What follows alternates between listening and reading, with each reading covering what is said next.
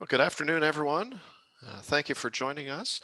Today we're going to be looking at Ashrae 90.1 and versus the 2018 International Energy Conservation Code, and particularly focusing on performance-based compliance paths.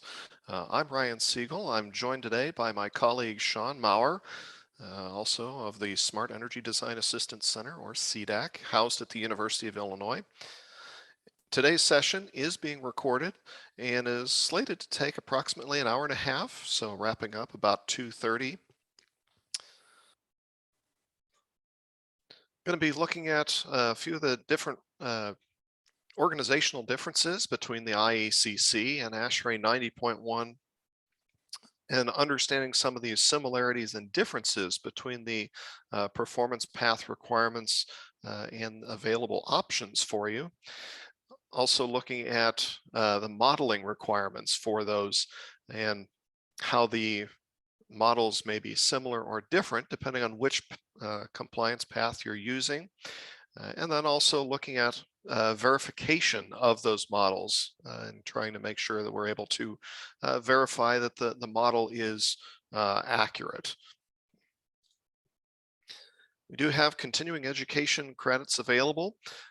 Everyone participating today will receive a certificate of participation. For those of you who may need ICC or AIA continuing education credits, as part of that email that will go out with your attached certificate, there will be links that you can use to provide your ICC or AIA member numbers so that we may get those reported for you. If you do have any questions as we go along today, please do use the Q&A function that you should be able to find towards the bottom of your screen. If you put them in the chat, we may or may not see them, but if you do put them in the Q&A session, we will make sure that we're able to capture those. If we don't answer the question today, we'll look to follow up with you after today's session regarding answering that. A little bit about who we are. CDAC, we're part of the University of Illinois, housed at Urbana-Champaign campus. And our primary mission is to reduce the energy footprint of the state of Illinois and beyond. So both public and private sector. And energy code training is one of the methods that we do provide that. So we do like to note that today's training is sponsored by the Illinois State Energy Office, housed at the Illinois Environmental Protection Agency. And we do like to thank them and appreciate their support of making this program possible and making this available to anyone across the state of Illinois at no cost to you. So we do have a technical support helpline. So if you do have questions regarding the Illinois Energy Conservation Code, feel free to reach out to us through our technical support helpline, energycode@illinois.edu. Or we do have an 800 number if you do have just a quick question, 800-214-7954. Again, that technical support helpline is available for any and all projects. So that's be it a building owner, occupants, contractors, design professionals, or code officials, and needing some additional support. How do I comply with the Illinois Energy Code? I have this particular situation. What do I need to kind of be thinking about, and how do I make sure that that is compliant? We also, as part of that technical support, we do have several online resources at our webpage, smartenergy.illinois.edu/energy-code. Some of the things that you can find there is links to our upcoming and past workshops and webinars. We do keep archive copies of all our previous workshops and webinars available for you. We also have several online on-demand training courses. These are available with continuing education credits. So those of you who may need last minute credit or two, that may be available for you. Also links to our technical support helpline. So if you can't necessarily remember our phone number and you have a quick question, you can pop over here and find it.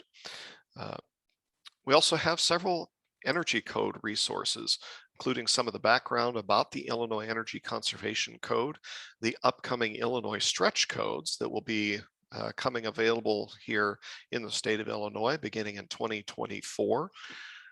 Several frequently asked questions, particularly questions about roofs comes up several times over there, along with links over to several useful websites and some energy code smart tips. So some of that online training also may include our Building Energy Education Fundamentals, or BE Fundamentals.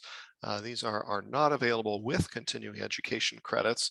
However, these modules are designed for those who may be unfamiliar with energy codes and some of the building fundamentals. So can give a little bit of an introductory taste if you're working with someone who may be struggling on a particular aspect of a building, say walls and openings. This can be an opportunity to find those. So, mentioned links to other useful websites. This is some of the various websites you may find, including links directly to the International Energy Conservation Code. The 2018 version, the 2021 version is also now published. We also link over to the Illinois specific amendments and the Chicago Energy Conservation Code. So you've got the national code, the state, and then local codes as well. So rather than trying to remember a big long string of characters to put in, again, come over to our website, smartenergy.illinois.edu/energy-code, and we can help you find those. So another helpful link out there is Ashrae, along with the International Code Council, do make all of their codes and standards available for viewing free of charge on their website. Here's the link to the Ashrae Standards. And understanding that presently the Ashrae 90.1 2019 version is the current standard. The 2016 version is what is being referenced in the 2018 IECC, which is the basis of the Illinois Energy Code at present. So as you're looking through this website, they do list the current ones first and then the archive versions further down the page. So if you do go over to Ashrae's website looking for 90.1, the first one you're going to come to is 2019. And then if you're needing the 2016, which is the current one for the Illinois Energy Conservation Code, that'll be found further down the page on there. Well, a little bit about why we're looking at covering the 2019 Ashrae 90.1 versus the 2016 is this kind of gives a little bit of a preview of some of the changes coming up in the 2021 IECC. As many of those things that had previously been adopted in Ashrae have now been adopted into the IECC. So something to be aware of is the International Code Council develops codes, whereas Ashrae develops standards. And so whereas the Illinois has adopted the IECC as the basis of the Illinois Energy Conservation Code, you may use Ashrae 90.1's standard to demonstrate compliance with the code of the IECC. So something we are calling out here is as you're going through this, you do need to make sure that you're just choosing one path to demonstrate your compliance. You can mix and match, but compliance must be shown using only one document. So you can use either the IECC to show compliance or Ashrae 90.1. We are coming towards the end of our present cycle of this year's workshops and webinars, coming up to the end of the fiscal year. So today, looking at performance-based compliance, we do have an upcoming 2021 IECC updates coming at the end of the month on May 25th. And then in June is energy code verification with a guest speaker. And as part of this, we are planning our workshop series for next year. So if you do have a particular topic that you would like to have us cover, please go ahead and reach out to us, energycode@illinois.edu, and let us know exactly what that specific topic is that you're interested in having us cover into the future, so that we may consider that as we develop more educational content for you. A question that may come up as far as the Illinois moving to the 2021 IECC, as that had been slated previously to move from the 2018 IECC to the 2021 IECC for the state of Illinois, June 1st. That has been delayed. We are now looking at perhaps late summer or early fall for official adoption, as it is slated to be on the June Capital Development Board's meeting, and then we'll go to JCAR from there.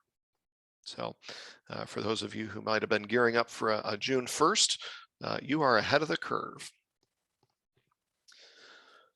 As I mentioned earlier, we do have two paths here in the state of Illinois.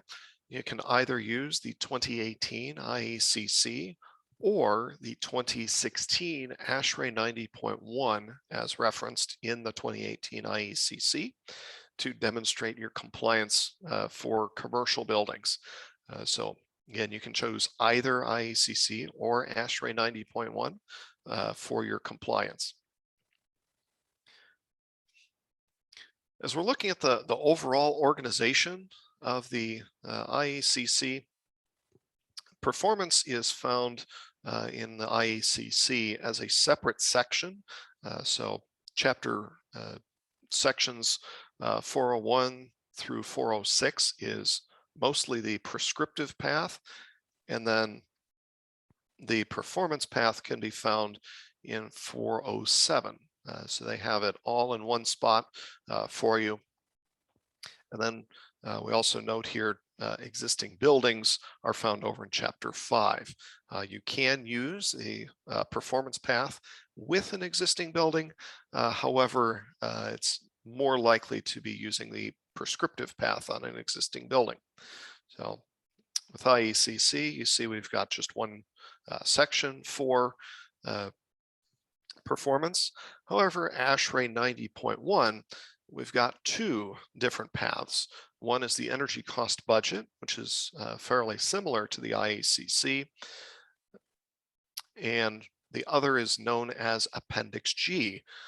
For those of you who may be more familiar with LEED projects, we generally see Appendix G used as the performance method of choice versus Chapter 11 in the Ashrae 90.1 standard. So IECC gives you one option, Ashrae gives you at least two. And here we're showing how these organization and break down. Whereas IECC, we've kept everything's in section C407, starting with our scope and what our mandatory requirements are, any documentation and calculation procedures, along with the softwares and tools, what the software and tools must be able to do as far as being eligible to be used for the IECC compliance path. Ashrae, on the other hand, looks at the energy cost budget in section 11 and has similar general things, but then for their compliance, it refers back to the mandatory provisions back in sections in 5, 6, 7, 8, 9, and 10. So Ashrae seems to kind of put everything together, and IECC kind of pulls it apart for you. So that is something to be aware of as you're going through, is with Ashrae, making sure that you're referring back to all those previous segments that you need to. Also has very similar general requirements as far as what the simulation has to do, along with the calculations required for those costs and the energy budget. So with all of these models, you have a baseline project, which gives you your budget, and then you have your proposed model, and you're comparing your budget against what the their proposed model will consume. And then Ashrae also has documentation. So you see they're a little bit in a different order as well as you're going through these. So with that, I believe we've got our first poll looking at Ashrae 90.1 and IECC. So the question being, have you used or seen the 90.1 compliance options, yes or no? And the second question being, how comfortable are you with Ashrae 90.1 versus the IECC? Do you definitely know the IECC better, about the same knowledge for both, or definitely know the 90.1 better?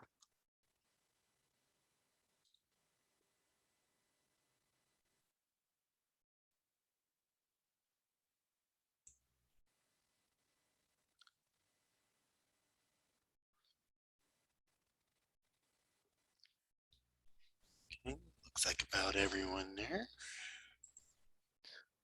Okay, that's good to see that most of you have used or at least seen Ashrae 90.1.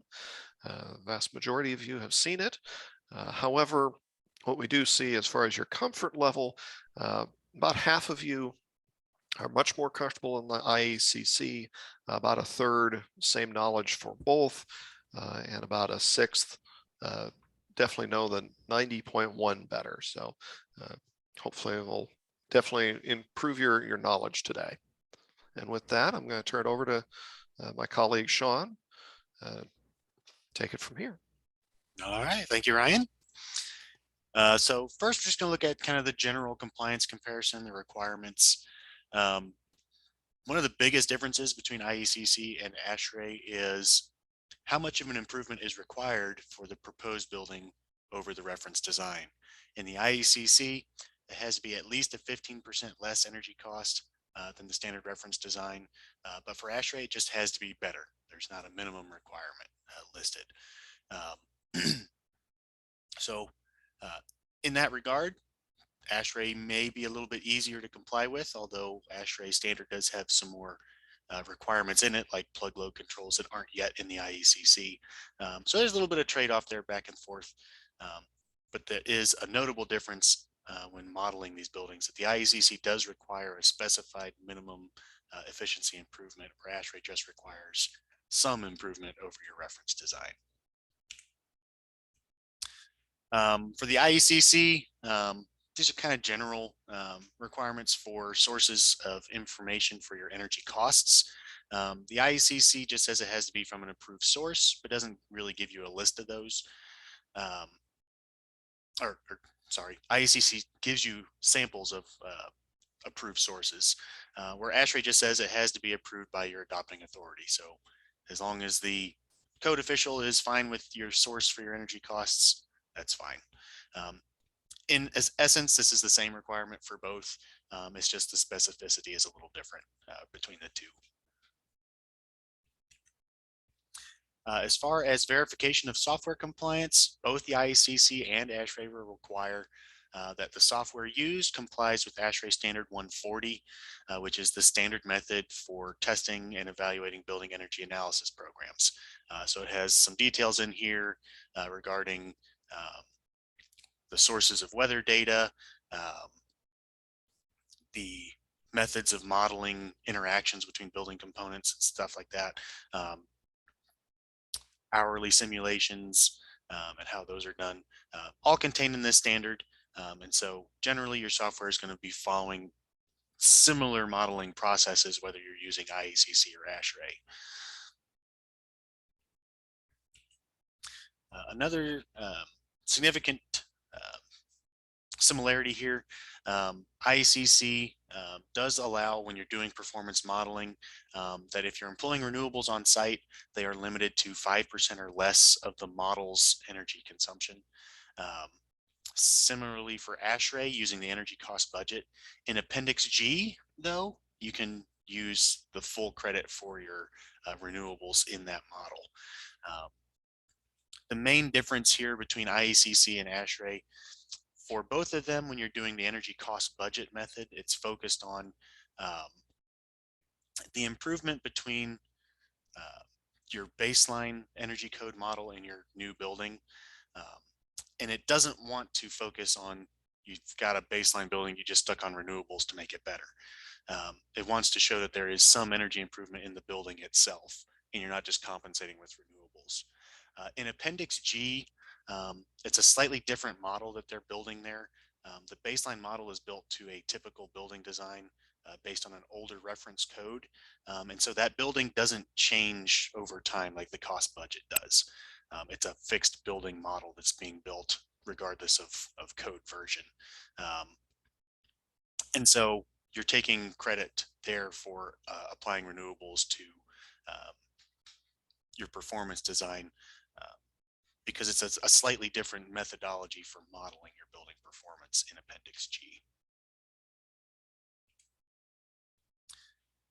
For both IECC and Ashrae, they exclude energy associated with refueling and recharging electric vehicles that are used for off-site transportation.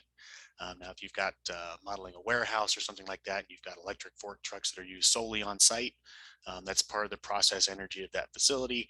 That would be included in the model. But for off-site transportation, that's what they're looking at here for excluding energy consumption in the modeling.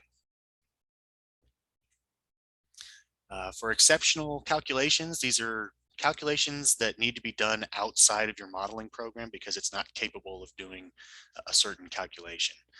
The basic requirements between these two are the same, but for the IECC, your exceptional calculation cannot exceed 50% of the proposed building's energy savings. So if you're hitting that 15% target, that's only 8.5% of the building's energy improvement can be documented in an exceptional calculation. If you're hitting that bare minimum efficiency gain for the IECC. In Ashrae, they don't place a limit on how much of the savings can be attributed to exceptional calculations, although if you're doing a significant portion of your savings in a spreadsheet analysis or something, you might be wanting to select a different modeling program. However, they do include that if you do an exceptional calculation, you have to do a sensitivity analysis on it. So you have to adjust the inputs to that calculation to maximum and minimum values so that you can see the impact of, if you, just as a simple example, say you're improving insulation with a customized insulation input. If you double that insulation, how much is it going to reduce the building's energy consumption versus if you half that insulation improvement? So it's just looking at how much relative impact this is going to have if there's an error in the model. And so the IECC doesn't include that. So it's a little less work, but a little more limitation on the IECC application for exceptional calculations. Where in Ashrae, you've got less limitation, but a little more work to document the impact it has if there is a potential error in the modeling.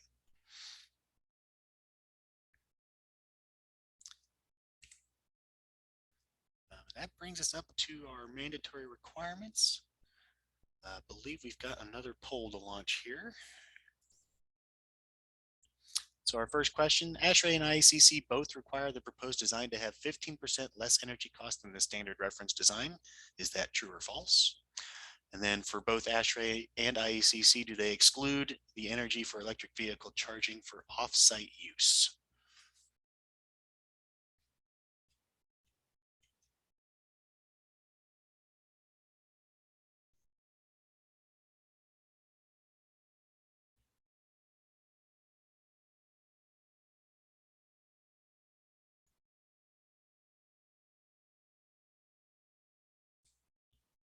A couple more seconds. But again, remind you, if you do have a question for us, please throw it into the question and answer window there. We'll be happy to answer as we go along.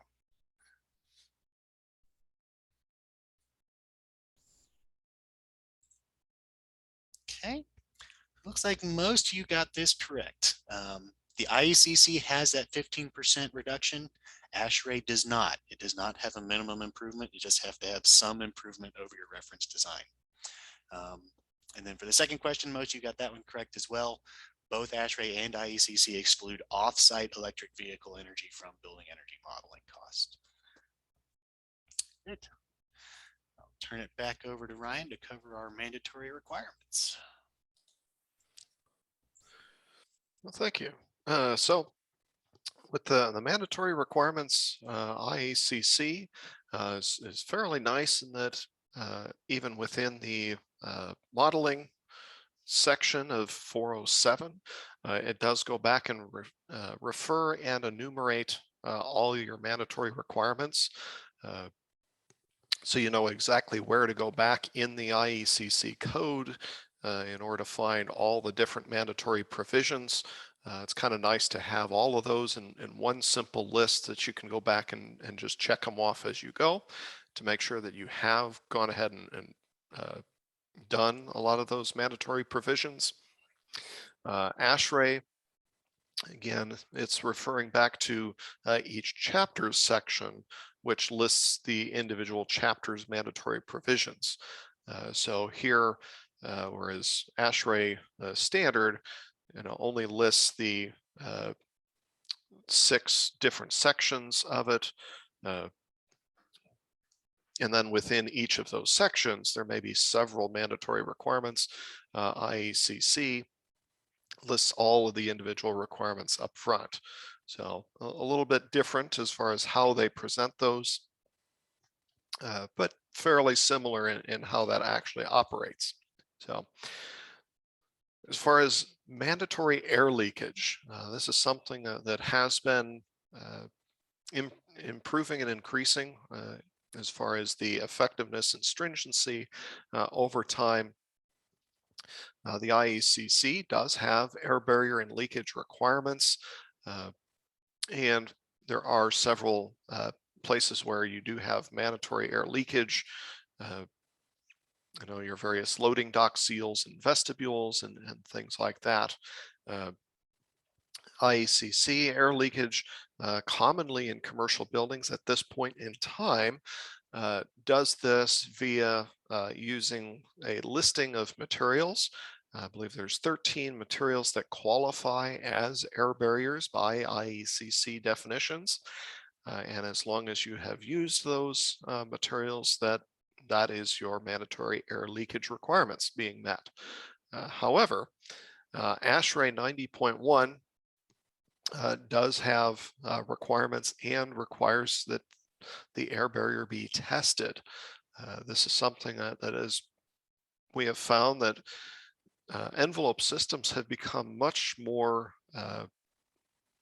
they've become much more complex systems between all the different materials involved and a lot of the different design considerations, different angles coming together and using a lot more corners.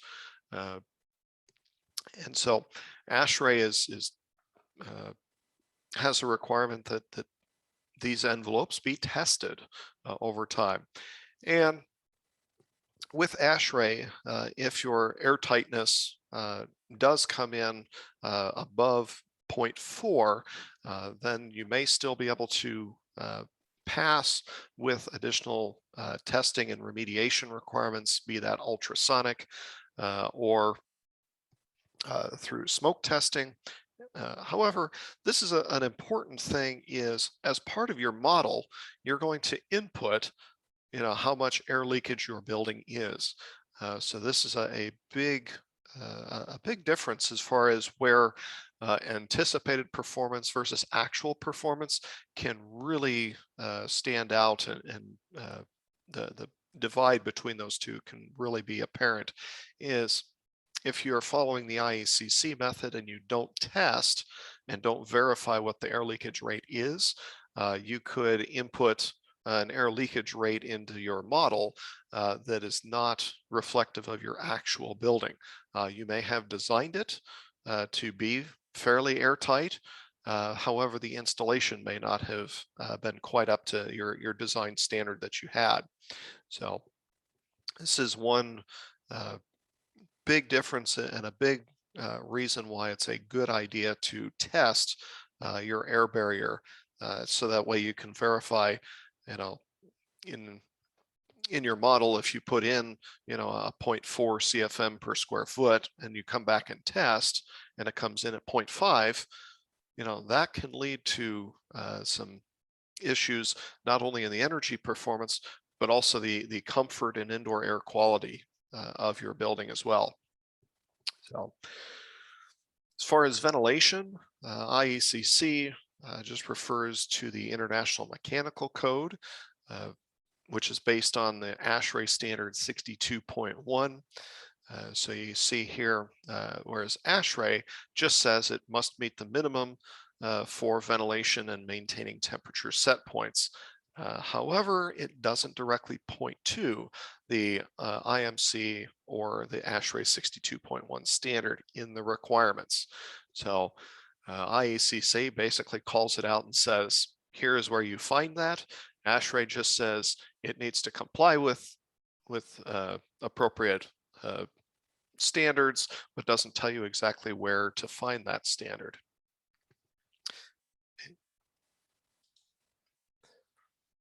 Something that also has been in transition here is fan efficiency.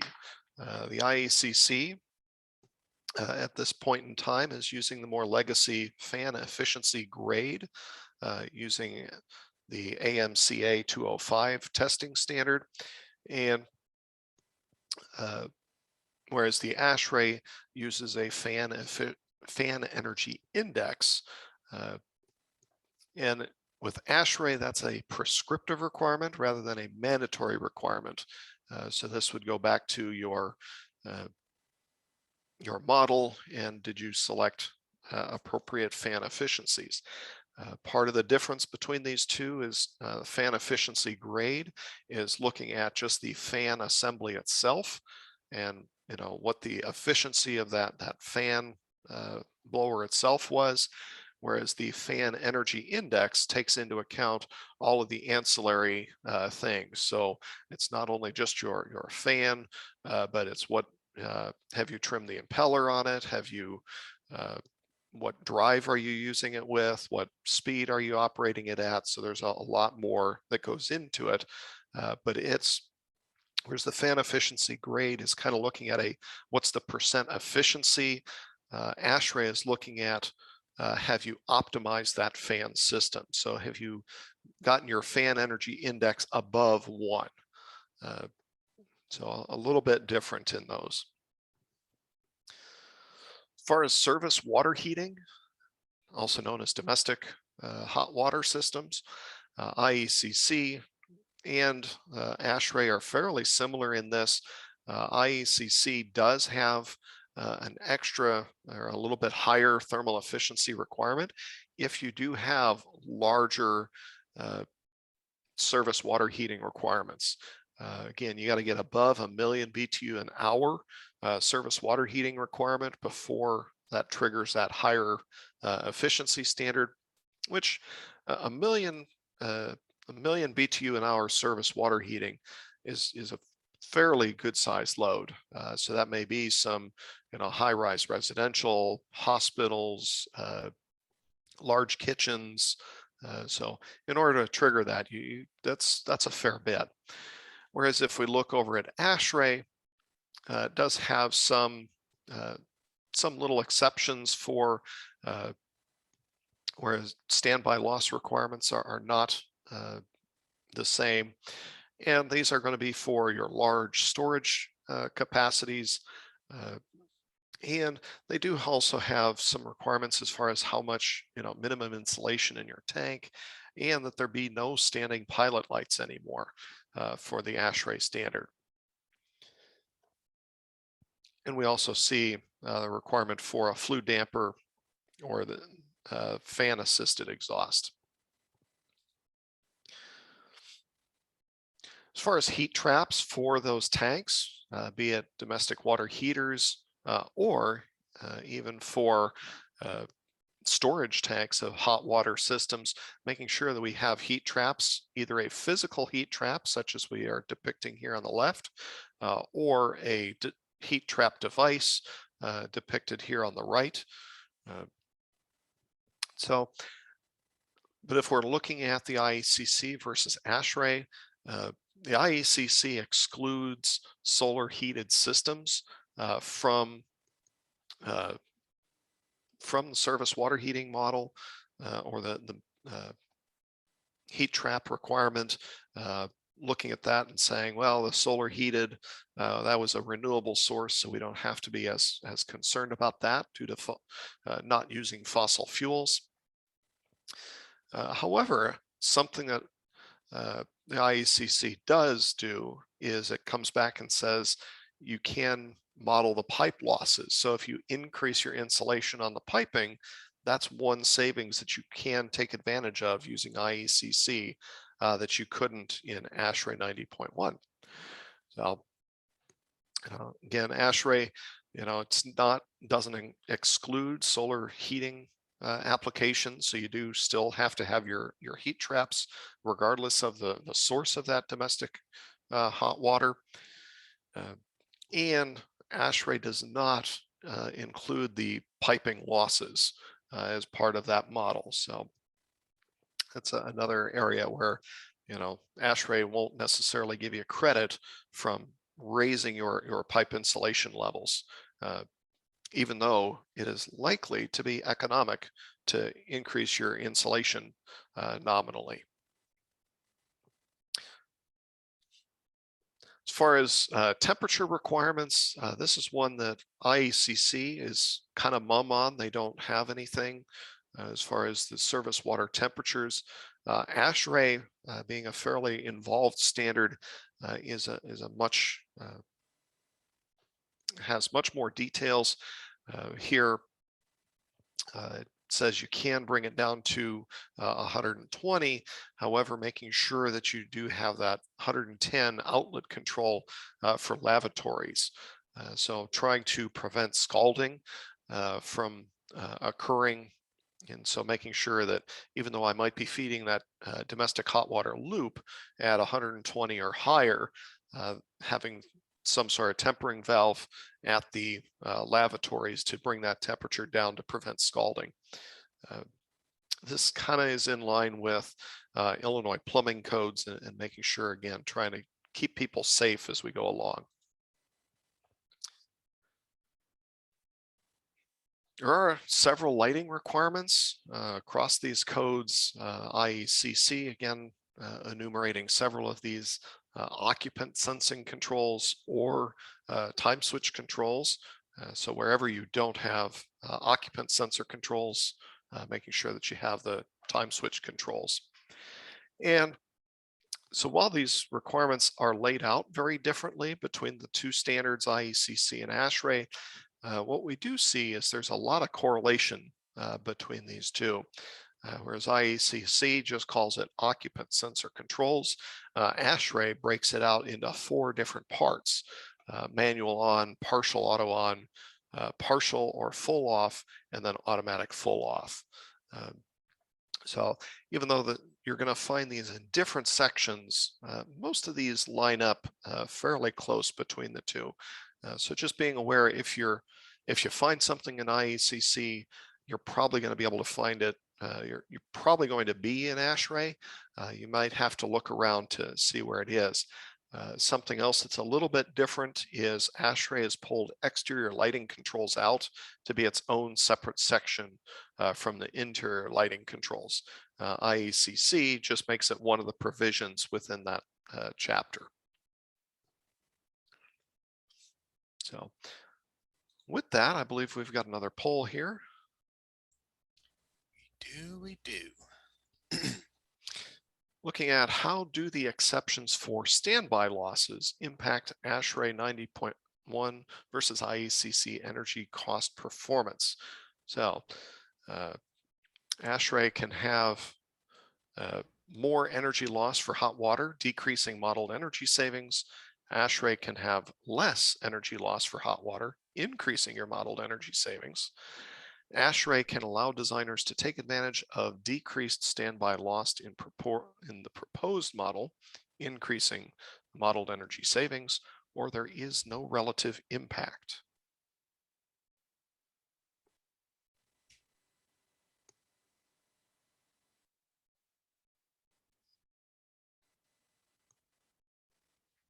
And just something to note as we were talking about lighting controls and different options, while the requirements may be slightly different between the two, in the terms of modeling complexity, when looking at lighting, the main impact that it's going to have is how you model the schedules in those models. Slight differences in the requirements for auto off timers on occupancy sensors or complexity of schedules just need to be accounted for in the Ashrae model versus the IECC model. Looks like just about everyone's gotten an opportunity to answer here. And looks like, yes, most people picked up that Ashrae does allow designers to take advantage of decreased standby losses in the proposed model. So that can increase your modeled energy savings. So good, people picked up on it. Something else to note, we were talking earlier about the heat traps and pipe insulation requirements is in general, since piping is going to be insulated per the requirements of both standards, it's going to have a fairly minimal impact on the overall model energy. But since IECC does model pipe energy losses, if you do improve piping insulation there, you can see a slight improvement in your proposed models.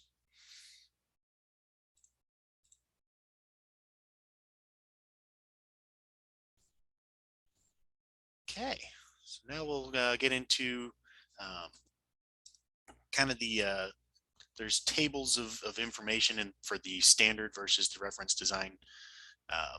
For the IECC, it's the standard design. For Ashrae, it's the reference design. So we're just going to be comparing and contrasting the requirements in those specific modeling tables between these two methods. For the IECC, the standard reference design does have specified assemblies. You have to use above deck roof insulation for roofs.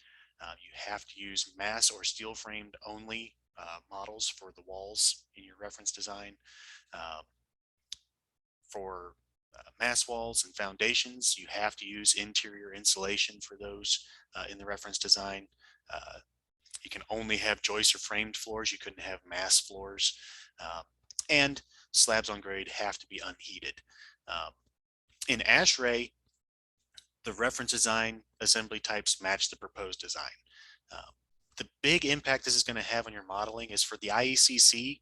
It can kind of give you a false benefit if you're taking advantage of mass in your buildings, because these requirements largely remove mass from the reference design model. So you can get some benefit in offsetting your peak loads and decreasing peak energy requirements. For your proposed model in the IECC, that in Ashrae, since both those models are going to have the same general mass in them, it's not going to give you that benefit between the two models. So the IECC can give you a little bit more credit here than following the Ashrae path if you're taking advantage of heat storage and mass in your buildings. Another thing is thermal bridging is also, you get a little bit more advantage in the IECC. Again, noting here that you have to have a mass or steel framed wall for your reference design. So if your proposed design is a wood frame building, but your reference design is steel framed, you're going to have a lot more thermal bridging impacts in your reference design. Your proposed model is going to have much better energy performance in that instance. So again, because of the specifics that IECC lays out for that reference design, you get a little bit better energy improvements if you're paying attention to those modeling inputs than you do with Ashrae. Again, Ashrae, your envelope assemblies are going to match between your proposed and reference designs. And so you don't get those energy benefits for trying to trade out mass or thermal bridging. Looking at fenestration assemblies, the IECC caps fenestration for the reference design at 40% of the window to wall ratio. So if your proposed design has larger than that on one face of the wall or an average across the building, You just have to reduce your fenestration to meet that 40% window to wall ratio. In Ashrae, they do specify that if you reduce the glazing on any face, you have to proportionally reduce all the glazing to meet that 40% window to wall ratio for your reference design model. What this can do is if you're trying to take advantage in the IECC of south facing glazing, so you've got a greater window to wall ratio on that wall, maybe 75% or higher. For the reference design, you take that one wall and bring it down to the 40% window to wall ratio and leave the other walls alone. Now your overall model meets that 40% window to wall ratio. It can throw off the distribution of loads in the building and upset a little bit of the load distribution and peak load modeling in the IECC model, where the Ashrae's path where you proportionally reduce glazing across the entire building to meet that 40% ratio does ensure a bit more balance between your space loads. Ensures that if you're reducing the solar glazing coming in on the south side, you're also proportionally reducing that solar load and the heat losses through the glazing on the north, east, and west facing sides of the building that the IECC won't necessarily capture. And so this can kind of improve the efficiency a little bit of the Ashrae model, where again, you can kind of cheat a little bit with the IECC model if your glazing isn't kind of evenly distributed around your building.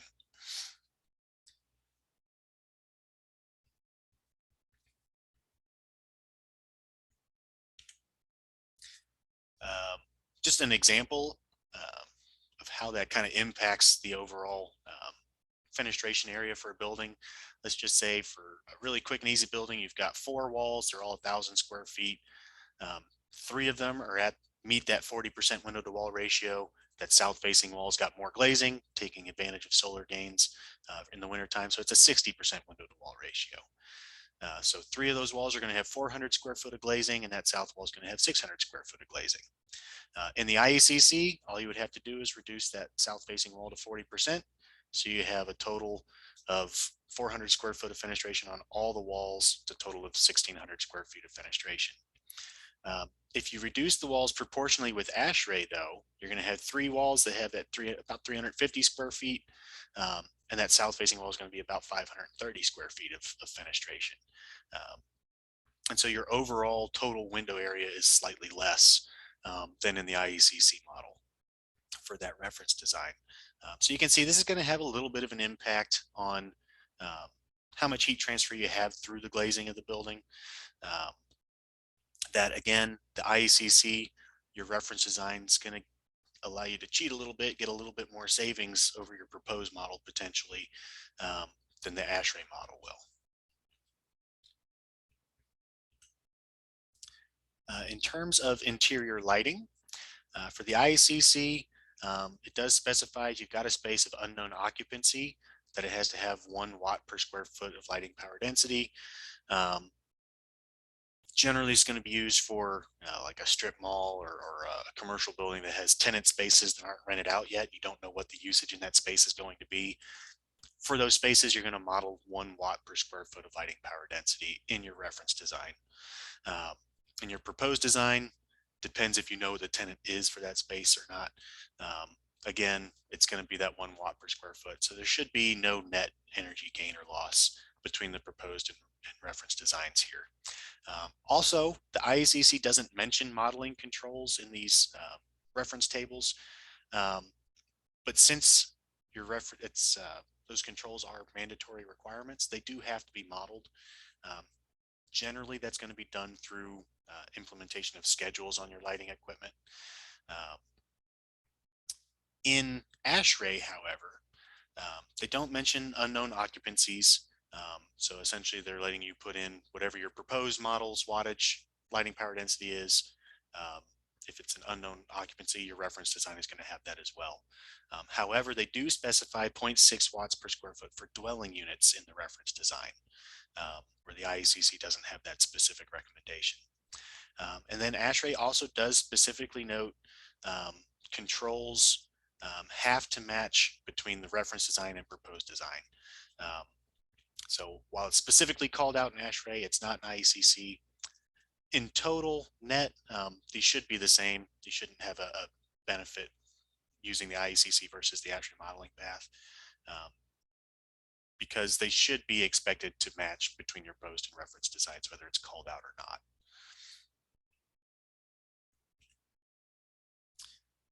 For thermal zoning in buildings, breaking up blocks of the building into control zones for the HVAC system. For the IECC, you can create a block zone where you can group multiple zones together into one that's going to have a similar profile.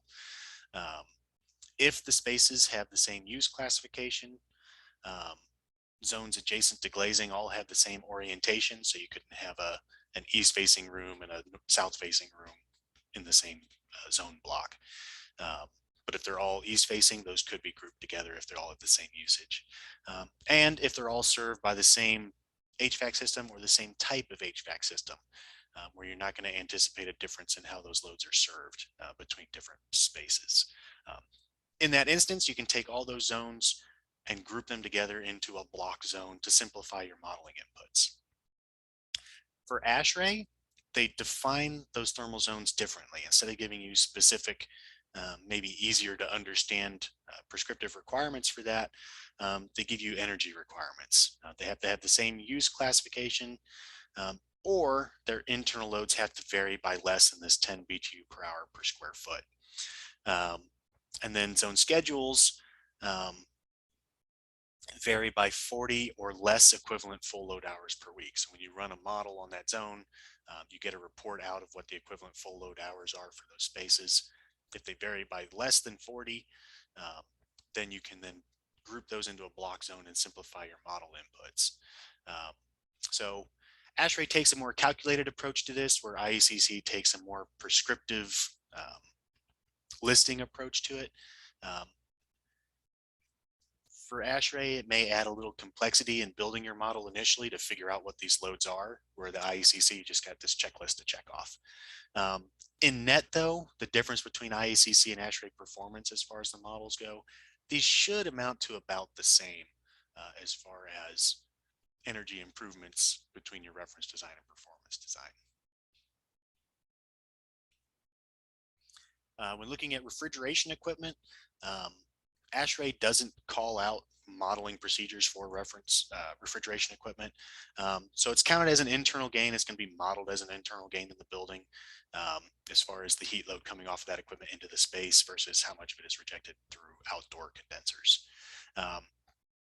But as internal gains are the same between your proposed and reference design and the IECC, there's not going to be a net energy benefit for refrigeration equipment efficiency in the IECC performance path, where in Ashrae, the reference model has a specific table of efficiency and capacity in the refrigeration and plug load section of the standard.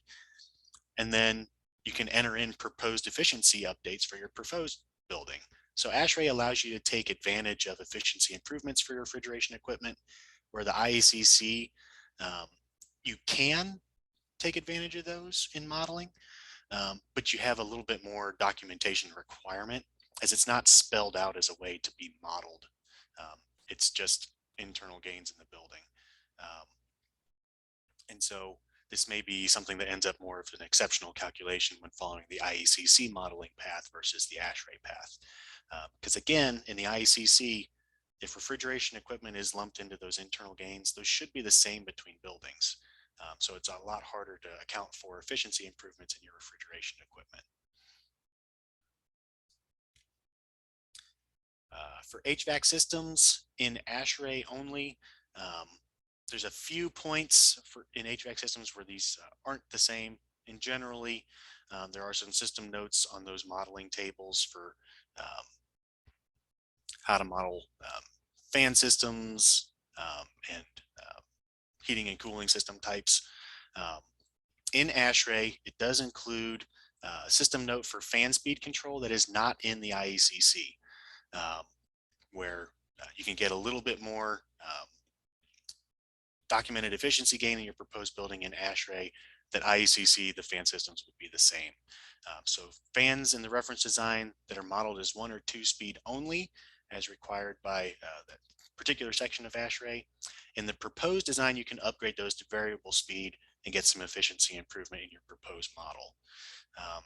Also, Ashrae includes tables for fluid economizer, high limit shutoffs, and cooling tower leaving water temperatures that in the IECC it makes some simpler assumptions for. So in net, there shouldn't be much difference here as far as the outcomes of the models when looking at the fluid economizers, but there is a little bit more difficulty in modeling using the Ashrae path than in the IECC.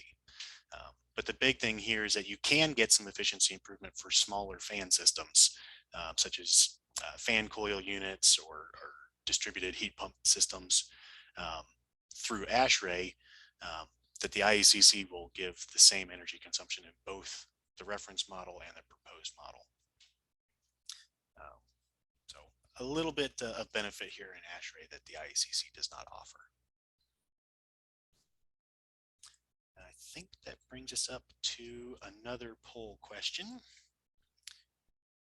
So which of the following will have an impact on model complexity, but not the relative energy savings of the standard reference design versus the proposed design? 40% window to wall ratio limitation, assembly construction of exterior walls, or modeling of refrigeration equipment.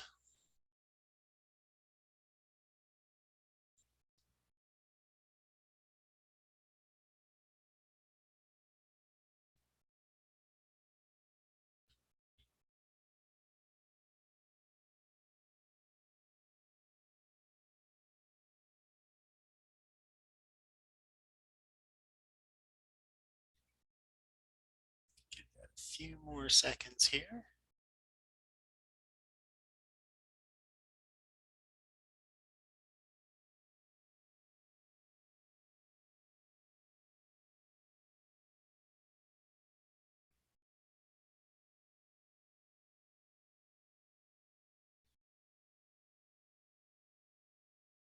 Okay, go ahead and share those results. Looks like most people have answered. This is a pretty even split here.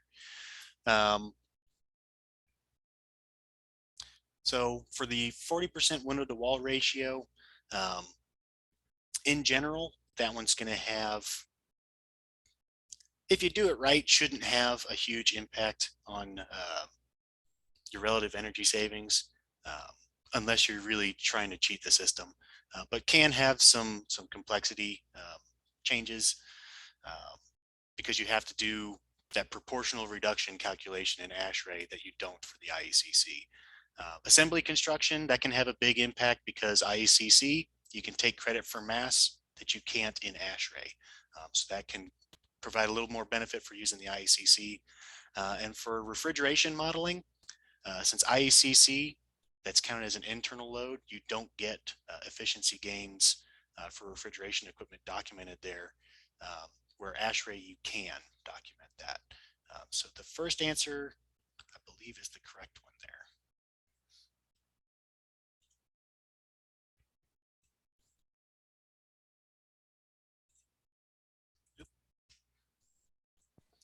And so I will turn it back over to Ryan. Okay, it's now starting to take a look at what people should be looking for as your reviewers. And some of this is, a lot of this is common to both Ashrae and IECC. And part of this, again, as we're thinking about it and thinking our way through this is, does this make sense that the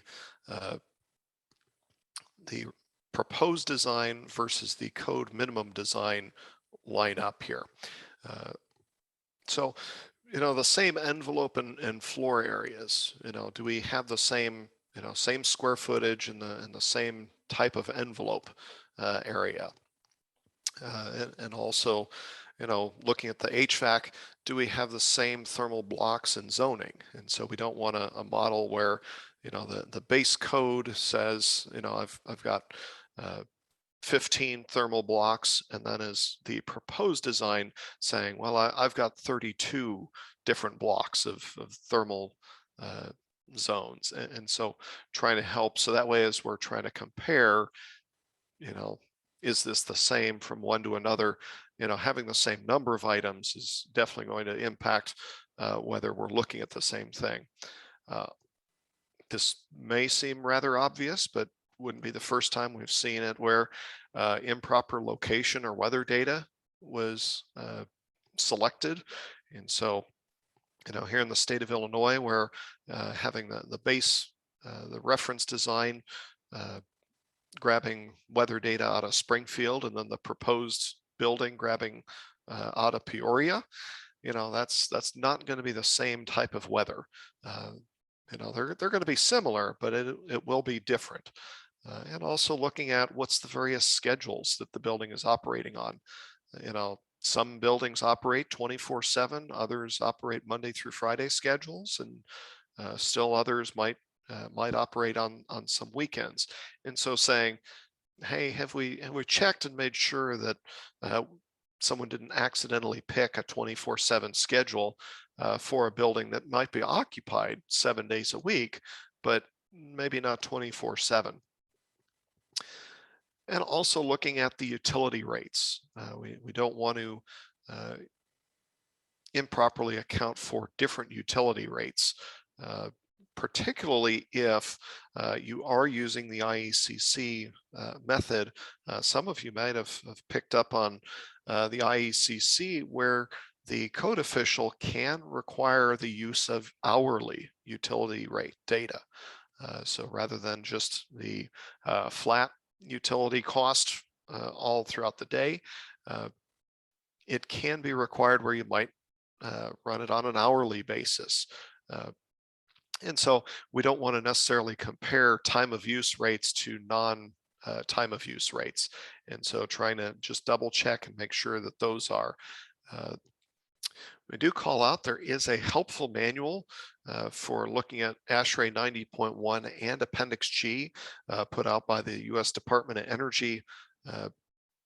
Is a very helpful thing where you can use this manual and check through this to make sure that you've gotten all the different things aligned. So as we can see here, a standard reference design model along with our proposed model. So if we can see the buildings, we can see that there are differences, but they do look very similar. That standard reference design looks like we've got a little bit of window to wall ratio that's a little different. So that's kind of what we would expect, because that 40% number, that proposed design looks like it's got a lot of glazing indicated there. Also seems to have some shading, but overall these do look to be very similar buildings.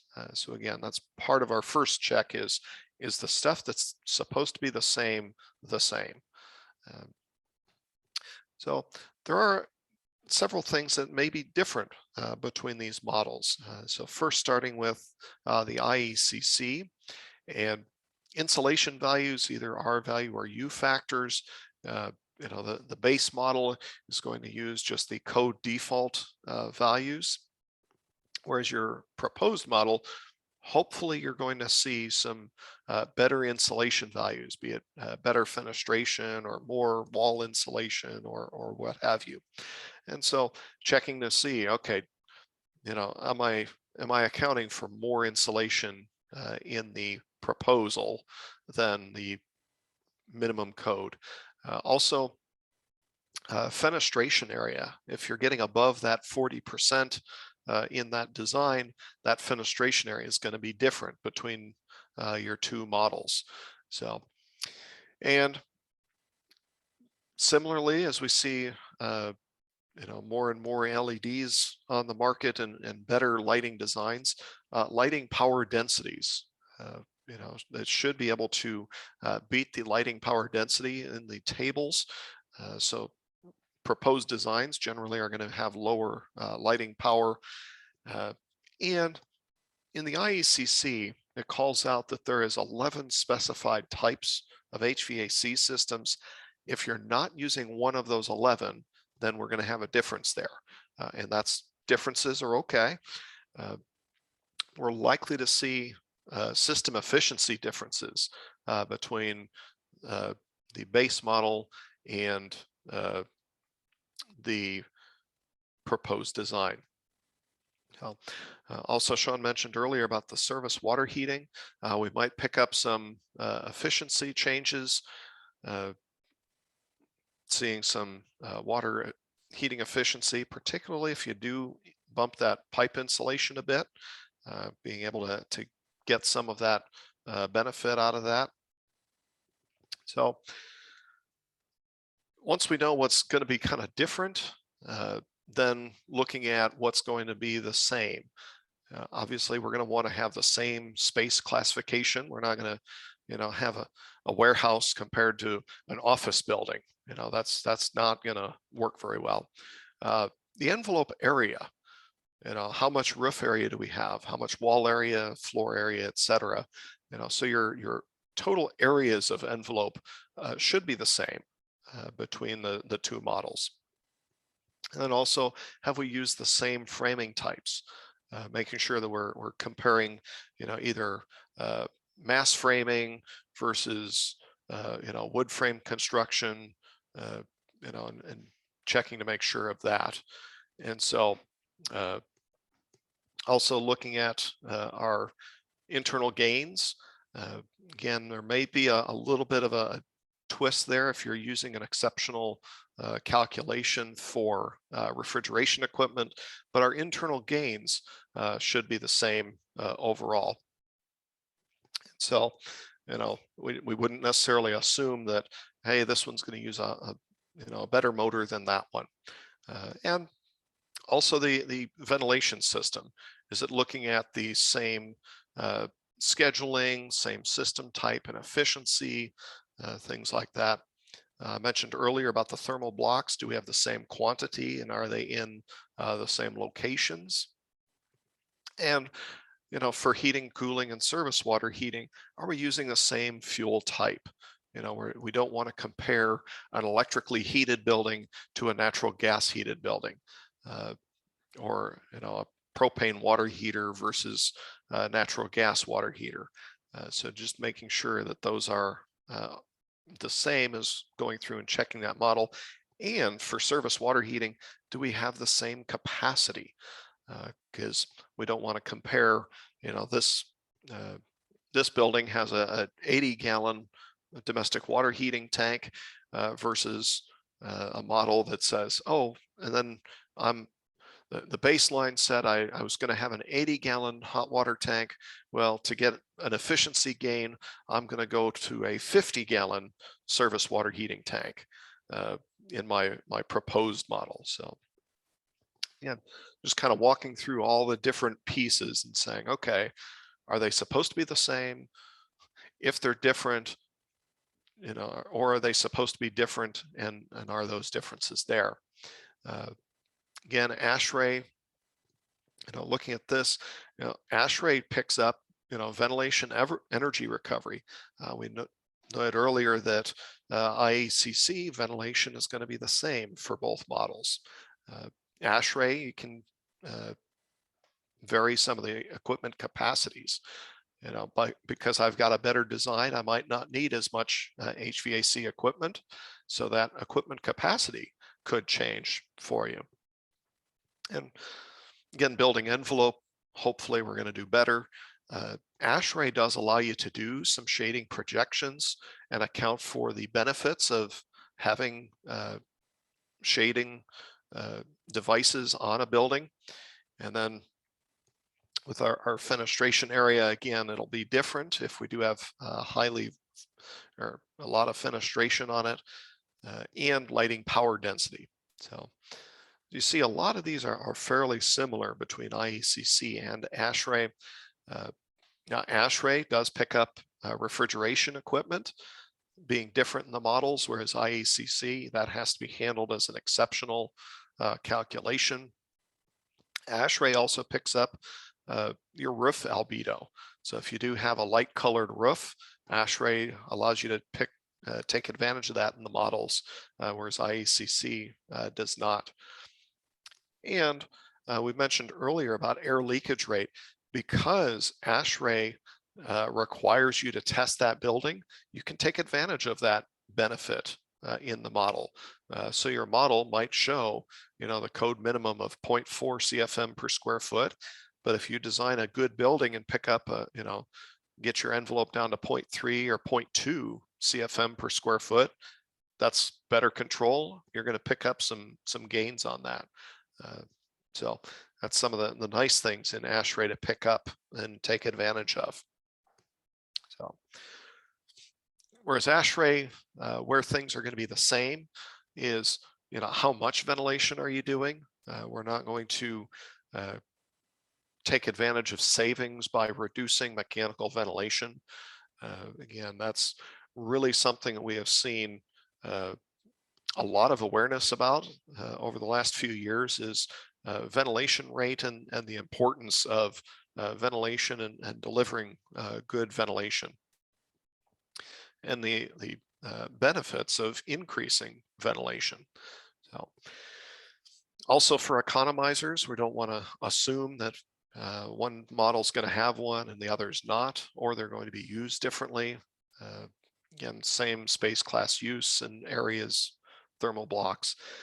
We do call out here, there are a few things that Appendix G does a little different, and that is here, motors, orientation, and schedules.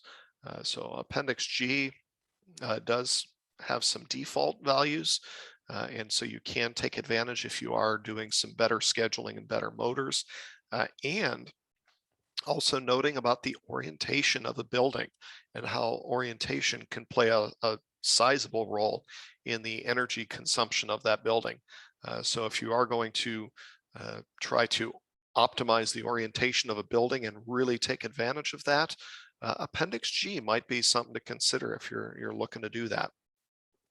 So as far as, what might make me choose a path, one versus another. So a few things looking at this, one of which is, as was noted earlier, the IECC, your proposed option must be at least 15% lower energy cost than the minimum code reference design. Part of this reason is the code reference design does not account for the extra efficiency package that would be found via the prescriptive path. And so in the performance path, they're trying to incorporate some of that energy savings from the additional efficiency package that you might take advantage of as far as prescriptive goes. So this is part of the reason why that extra 15% is in there. This can also help as far as, if something's not quite right, it does give you a little bit of a buffer. Whereas, Ashrae, all it's got to be is less than the code minimum reference. So this can be potentially a little bit easier on compliance because you don't have that 15% minimum improvement. However, we have seen this, and this is something that we encourage reviewers to check, is if someone is using a performance path and they come in and we had one where it turned in and it was on a $20,000 utility bill or utility cost. The savings was estimated to be something like $5. And so looking at that and saying, if you are that close, something might be amiss here. So, if you're seeing, you're choosing this because it might be a little bit easier on compliance, and your energy cost savings was 1% or less, you might think about, did I really get a benefit of doing a performance path, or might there be a better way to do things? So something to be aware of. IECC's model is generally a little bit easier because they can group the thermal zones a little better and a little easier to do that, and does allow for a little bit more envelope manipulation, whereas Ashrae, it's going to be a little bit more aligned, and as Sean mentioned also, that If you do have a lot of exceptional calculations beyond just what the building energy modeling software can do, Ashrae doesn't have that 50% limit that the IECC does. And so Ashrae also can provide you a little bit more benefit for those variable speed fan systems. So something we do want to mention about is Appendix G. We did talk about this and touch on it a little bit as we go. We don't see this used as much, but 90.1 does have Appendix G. And so rather than creating a totally whereas the energy cost budget is a dependent model, so it's dependent on the version of code that you are using. Appendix G has a static independent model as the reference design. The nice thing about this is because the baseline is a little bit more stable and it doesn't get updated with each code cycle, if you do a lot of the same buildings and your design isn't really changing over time, which that's a different story, it can allow you to not have to change your reference model. And so you only have to generate your new proposed design. So you only have to do one new model versus both the proposed design and the code baseline. Hopefully that we do see design practitioners improving their designs over time. So hope, that may or may not be an advantage to you. So also noting that Appendix G could be useful if you're trying to really optimize your window orientation and in particular the building orientation for that. So and also using the thermal mass for that. So if you're kind of getting into the passive design principles and trying to take advantage of some of the thermal mass, Appendix G might be a benefit for you. So that we'll see if there's any other questions that people might have out there.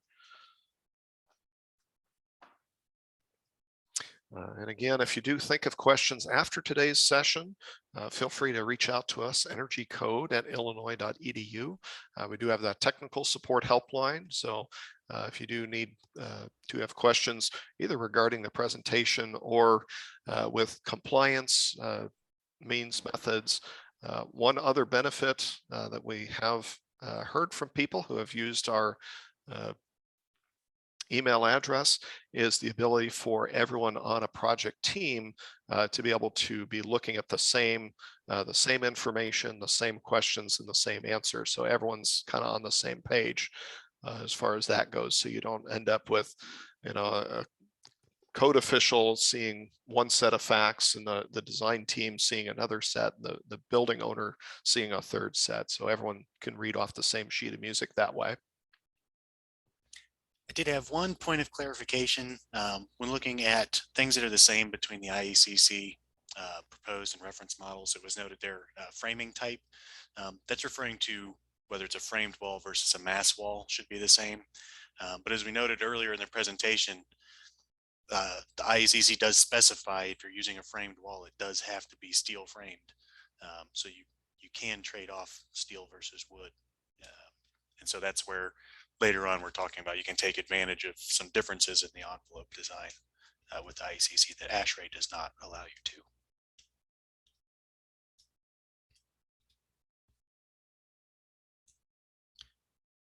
Seeing no questions in the chat or in the Q&A pane, I want to thank everyone for joining us today.